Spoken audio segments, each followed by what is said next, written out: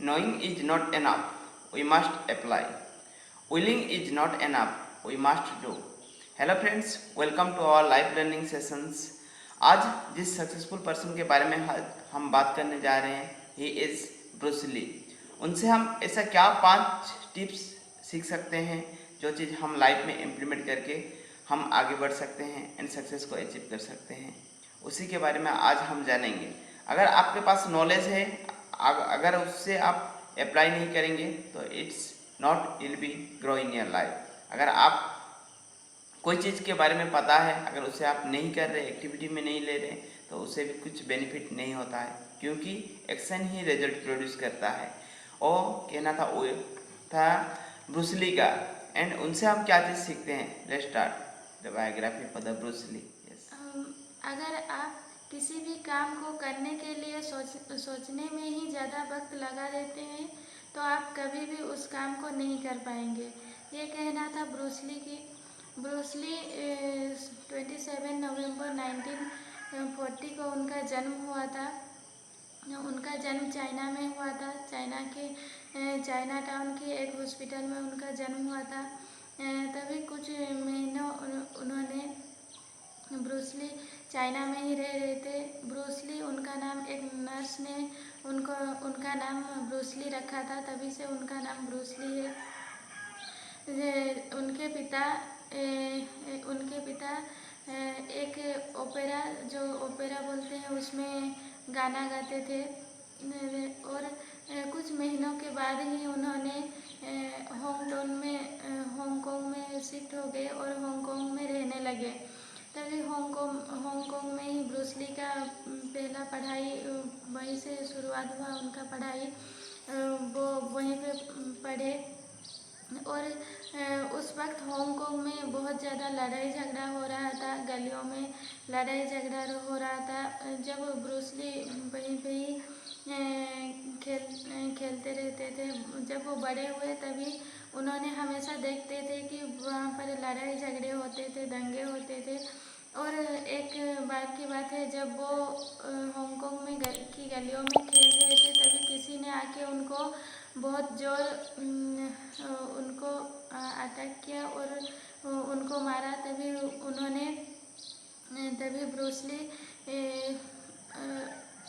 Bruce Lee को बहुत ज़्यादा चोट लगा था। तभी से उन्होंने मार्शल आर्ट सीखने का सोचा और मार्शल आर्ट का ट्रेनिंग लिए। तभी उनका मार्शल आर्ट उनको बहुत अच्छा लगता था, वो उनका पैशन बन गया। जब भी वो किसी भी लड़ाई झगड़े होता था, दंगे होता था, तभी ब्रूस ली भी लड़ाई झगड़े करते थे।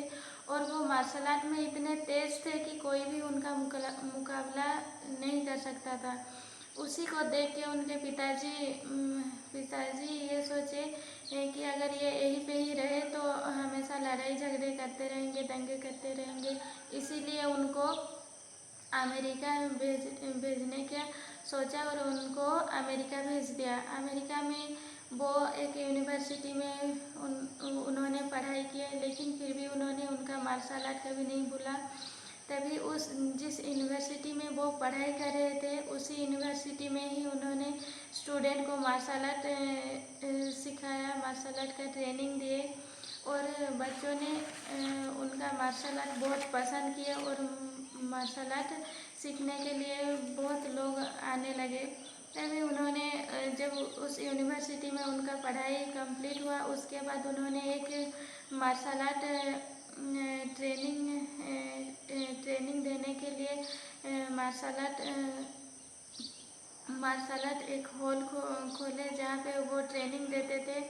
और वो वहाँ पर बड़े बड़े हॉलीवुड स्टार्स को भी वहाँ पर ट्रेनिंग दिया उन्होंने। और वो उस मार्शल आर्ट से ही काफ़ी फेमस हो गए, बहुत लोग उनको जानने लगे मार्शल आर्ट के।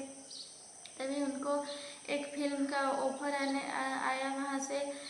वो फिल्म करने लगे, छोटा मोटा ऐसे रोल कर रहे थे। उनको मार्शल आर्ट के लिए बहुत पसंद किया जाता था, लेकिन उनका फिल्म इतना हिट नहीं हो रहा था। तभी किसी ने उनको सलाह दिया कि अगर आपके टाउन में ही जाके ये सब करेंगे, वहाँ के रोल करेंगे तो आप बहुत ज़्यादा फेमस होंगे। तभी उन्होंने उनके बात मान के फिर से हांगकांग आ गए और हांगकांग में उनका फिर से फिल्म के करियर में वो काम किए। पहले तो वो एक दो फिल्म में काम किए लेकिन इतना हिट नहीं हुआ। एक बार वो द बिग बॉस उस मूवी में काम किए और बहुत ज़्यादा उनको सफलता मिली। काफ़ी उनको सराहा गया उनके काम के लिए और वो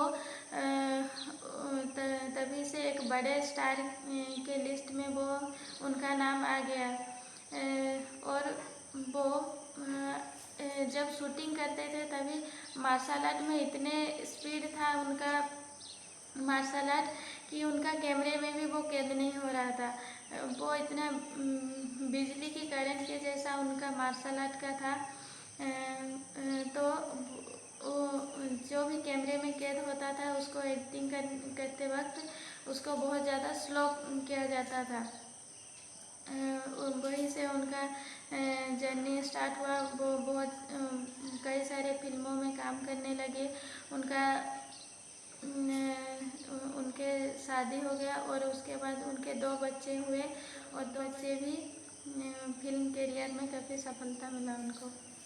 यस, ब्रूस ली एक उन्होंने जो बॉक्सिंग में और मार्शल आर्ट में उन्होंने फेमस हो चुके थे एंड उनमें गोल्ड मेडल्स भी हासिल किए थे उनका लाइफ में। एंड उनसे ऐसा क्या चीज़ था जो चीज़ हम लाइफ में सीख सकते हैं एंड हम भी लाइफ में इम्प्लीमेंट कर सकते हैं।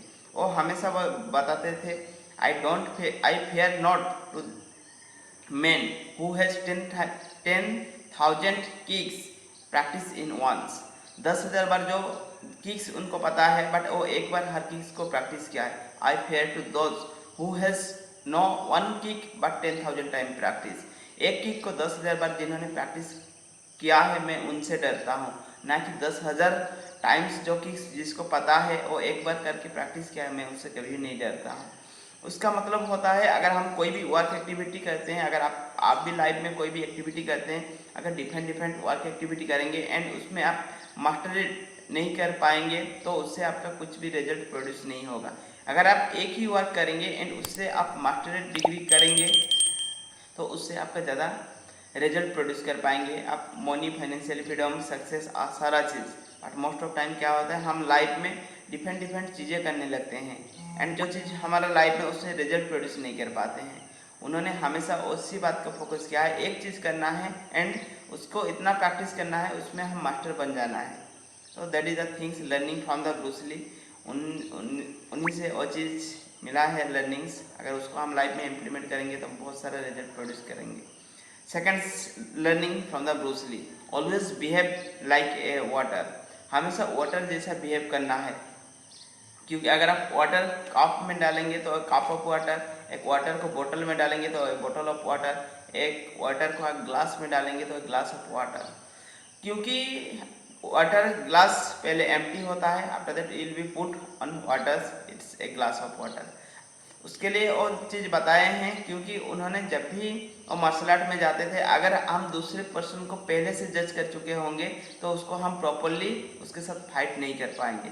फर्स्ट ऑफ ऑल हमको एम्प्टी माइंड रखना है एंड जो उसको रिएक्ट करेगा, जैसा वो रेस्पॉन्स करेगा उसी तरह का हमको रिएक्ट करना है, तो उसमें हम आसानी से विन कर पाएंगे। उनका हमेशा कहना है always behave like a water. पहले से माइंड में भर के नहीं रखना है, पहले माइंड को एम्प्टी रखना है एंड जब आप एक्शन लेंगे डिपेंड्स अपॉन द सिचुएशन के बेस में आप उसी को फाइट करेंगे तो definitely you will be win this race. Another learning from the Bruce Lee, in order to taste a cup of water you must first empty a cup।